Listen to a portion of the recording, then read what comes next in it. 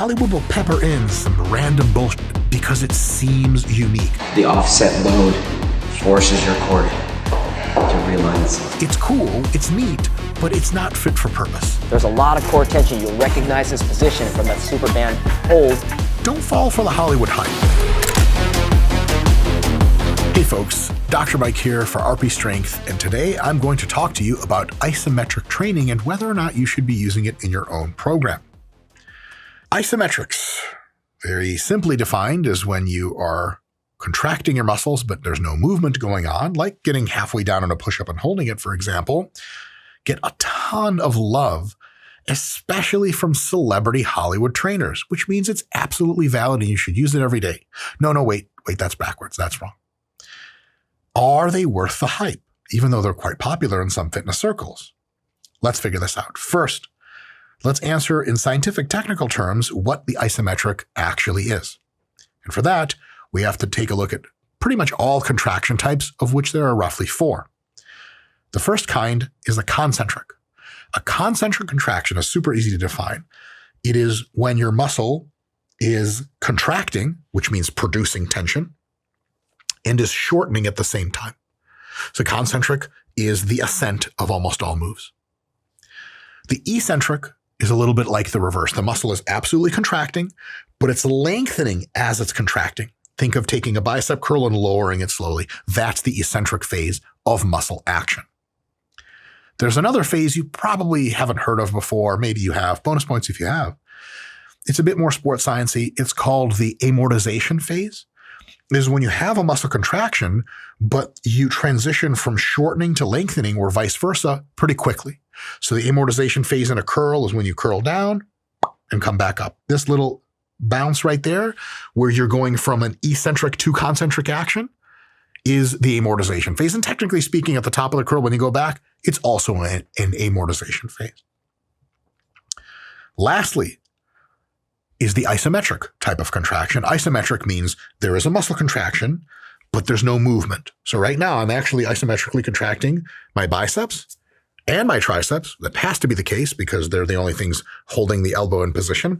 And then, of course, my forearms, but that's just fucking because, yeah, you guys like that shit. Fuck yeah. In any case, isometric is when a muscle contraction is occurring, but there's no movement resultant. And isometrics are absolutely good for a few things and not so good for others. Let's start out about what they're good for. Isometrics are good for testing strength gains in research studies for a couple of reasons.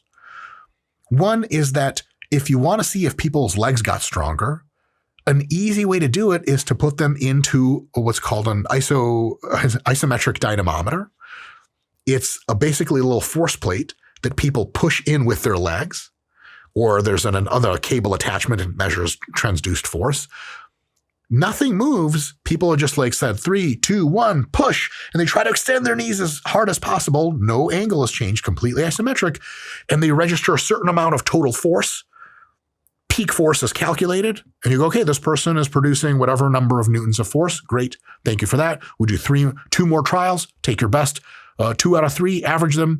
That's how strong you are. Then we're going to train you, and however we train you, we'll give you some super special supplement for 8 weeks. We come back, we repeat the same exact test. Why is that such a good test? For a couple of reasons. One, you know exactly the position you put them into last time. It's the same identical test. They didn't learn any technique, because if you do dynamic testing, like a 1-rep max in the squat, they could have gotten better at squatting, or their technique was off that day.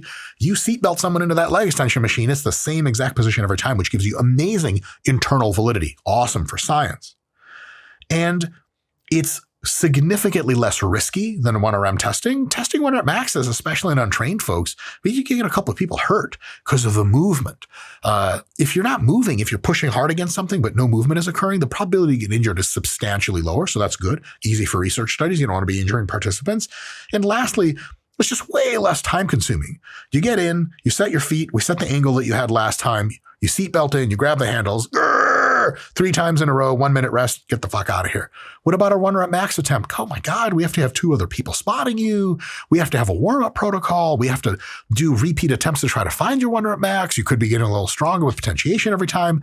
It's a process. It's like the difference between 10 minutes per subject in a research study or 40 minutes per subject. It fucking adds up. So isometrics are amazing for testing strength gains in research studies, which is awesome. Another thing they're really good for is testing muscle activation in research studies. Like what style of pushdown, let's say, actually makes the triceps contract the hardest? Is it underhand pushdowns or is it overhand pushdowns? Great question. If you test it dynamically, you can get a good answer like that. But the problem with EMG, electromyography, the little pads that measure if your muscles are active or not, is that it's literally worse of a measurement the more dynamic, more movement there is. The more movement there is, the worse the pads actually work to pick up the true electrical activity. So EMG works best when you have an isometric condition. If nothing is moving, the fucking pads don't move, there's not any kind of weird interference or anything like that, and all of a sudden, you're getting really, really good internally valid results. So if you're trying to see, which position of the wrists activates the biceps better and worse, isometric is really the way to go to get the really, really good results. And then you can also, technically speaking, and there are applications for this, use isometrics in training to get you stronger at a particular joint angle or limb position, but just at that one. And you think that's fucking stupid. How would I want to just get stronger in one position for? Well, if it's a position that matters to you competitively and you're often encountering in a competition and it's a limiting factor for you, it might make sense. For example, in the strongman, there's an event called the frame carry, where it's a giant fucking wooden frame and you step in the middle. It weighs 900 pounds, something stupid. And you get the handles, you pick them up, and then you run uphill, like at the Arnold Strongman Classic, which is completely insane to watch in real life. It's an event. The thing is, while your legs are moving dynamically, your traps and your forearm muscles are actually just isometrically contracted. If you want to really get good at the frame carry, you got to train the frame carry or something similar to it. And that means maybe getting huge dumbbells out and standing there for a minute or two, get your grip going. That's a really good way to train for that isometrically expressed sport competition. Those are good reasons to do isometrics. Let's take a look at some reasons that are not ideal. Muscle growth. Isometrics don't seem to grow as much muscle as dynamic movements, concentric and eccentric. We're not 100% sure about that, but signs point to it's not the ideal way to train for getting jacked, which means it's a shitty way to train because getting jacked is the only reason we want to train people. Reminder, just kidding, sort of. Definitely, isometrics are not the ideal way to train for gaining dynamic strength, movement strength. You want someone to be able to take a really heavy metal ball and throw it as high as they can. You can do isometrics till you're blue in the face, and they will help a little bit get you overall muscle strength. But training the movement, well, means training the movement. So if you're going to have someone doing something dynamic, like an athlete, isometric training is kind of at the bottom of the list, which is funny because a lot of sport athletes will use isometrics in the gym because they get trained by people who, well, just don't really know things nearly as well as they should. Another not so good use of isometrics is for gaining strength at all joint angles in a range of motion.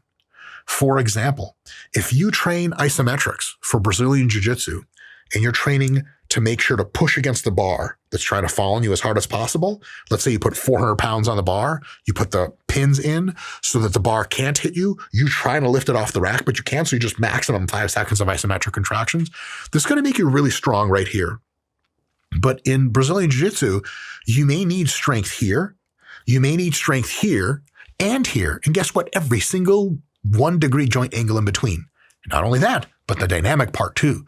So if you want to get stronger in every conceivable position Jiu-Jitsu can put you in, you had better be doing either hundreds of different kinds of isometrics at every angle, that's fucking dumb, or dynamic movements with concentric and eccentric phases, that'll get the job done much, much better.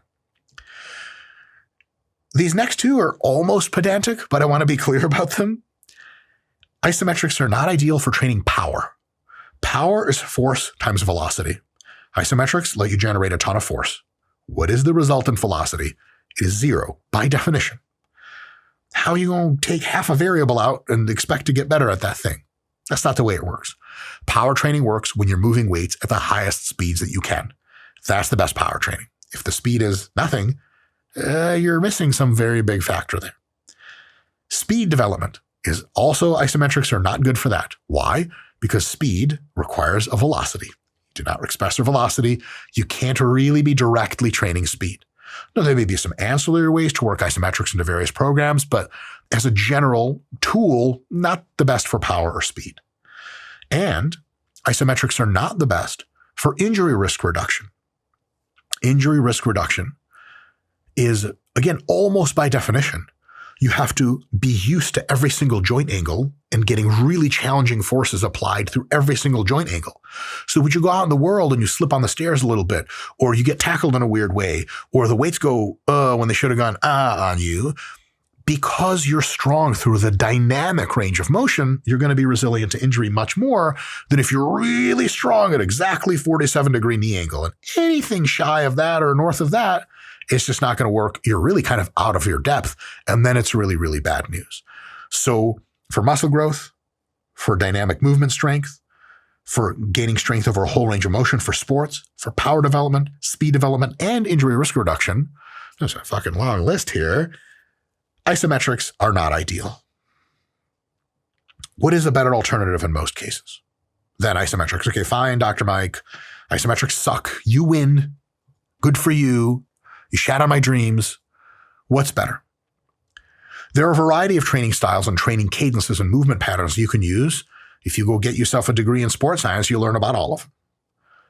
But one basic way of moving offers enough benefit from a ton of different subcapacities, such that if you practice basically this one way of movement in the gym with weights that you use, you're going to be able to get a lot of all worlds and pretty close to maximum for some of them. And here's the style. You control the eccentric. That doesn't mean super slow, it just means under control in some capacity. Pause in the bottom of the deep stretch for a split second, and then accelerate the concentric on the way up. Control, pause, accelerate. Control, pause, accelerate. How fast you control doesn't much matter as long as you're under control. How long you pause doesn't much matter as long as there's some kind of momentary pause at least. Could be 2 seconds or 3 even. And accelerating on the way up means moving faster and faster as the weight goes, trying what's called maximum intent to move, really throwing that weight over. This style of repetition works well to build excellent levels of muscle mass because of that eccentric control and that deep stretch pause. Great amount of strength because of that eccentric control and the pause and the fact that you're accelerating the eccentric and maximally trying to push. And even power sports and just sport performance transfer to gymnastics, basketball, baseball, the whole gamut, because it teaches you injury-resistant control.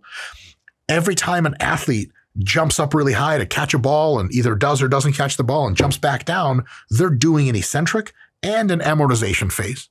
If you get really strong at that, your probability of injury goes down, your competence goes up, and of course, I don't have to tell you, sports are about doing the work faster than the other guy.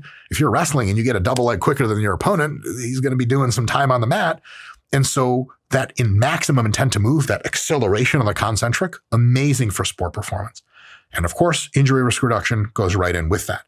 That fundamental way of moving, controlled eccentric, gentle pause at the bottom, and then accelerating on the top, is really, really awesome. And it's not the gold standard because it can be modified as needed, but it's fucking pretty close.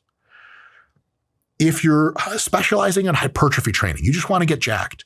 Do you have to try to move it as quickly as possible on the way up? No, just get back up and then really control on the way down. Pause, big stretch, and then get back up. Totally cool. If you're doing plyometric training, which trains your musculotendinous complex to become stiffer, and thus however much energy you come in with through, let's say, a bound, you're hopping, you get more energy return. That increases your efficiency on running and jumping tasks and cutting tasks and just makes you a really good athlete. Almost all the best athletes that you've heard about that play sports that require dynamism, gymnasts, basketball players, football players, track stars, they have incredible amount of force carryover from one movement to another because their musculotendinous complex is really springy.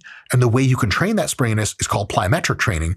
But plyometric training is optimized when you spend as little time on the ground as possible. So plyometric training in a hop doesn't work well if you go, and just take off. It works well if you go pop like that. And really good plyometric training by elite athletes looks fucking trippy. So they'll jump off a 4-foot box and there's like a 3-foot, some kind of rise in front of them. They jump off and they go bloop, and they just bloop over that rise. They're like, what the fuck? Did that guy teleport? I didn't see him hit the ground. How did that happen? It's that quick hitting the ground. So if you want to train that power component of plyometrics, then you can ignore the bottom pause altogether and just hop right out of it. So you can modify this approach for whatever you want. But generally, this approach of controlling eccentric, some kind of pause at the bottom, and accelerating or at least trying pretty hard on the concentric is the best way to lift for the most diverse results overall.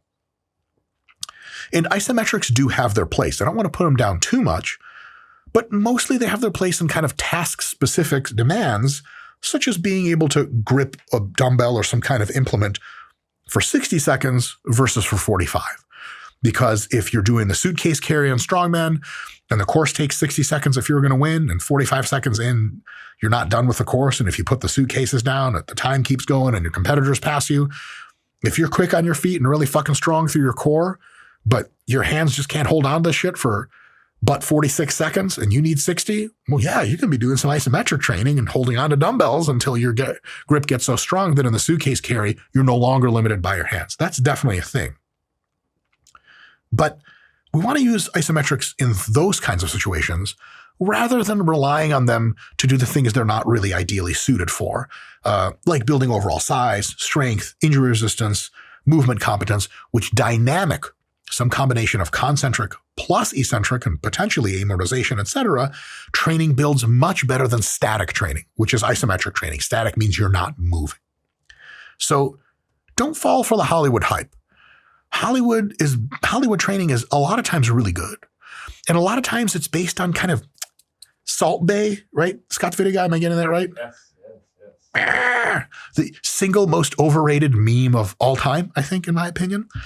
Maybe it's just because I got late to the party and I'm like, what does this man know that I don't? And the reality is not much. You get forearm grease in your salt when you eat the food that he makes.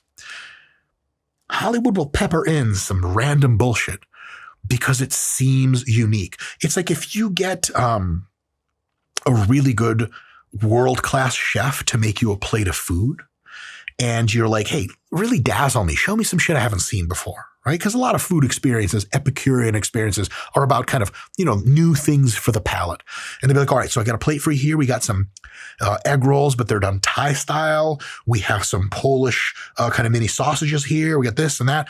It's all a bunch of little different bullshit from parts of the world you haven't heard of before. Poland and Thailand, I guess, maybe you have. And you're like, wow, this is so great. The point is the variety. The point is the diversity. And so people think that kind of thing applies to training. But in reality, when you're training Hollywood stars, for example, the point is to make them look fucking good on screen and make sure that they have enough movement competency not to get hurt doing their stunts. Those two things fall squarely in the realm of dynamic training, of concentric eccentric, of moving around, and not in isometric training. So the reality there is if you see Hollywood trainers peppering in the isometrics, it's just kind of that whole, hey, these are strange egg rolls from Thailand you've never tried before. It's cool, it's neat, but it's not fit for purpose.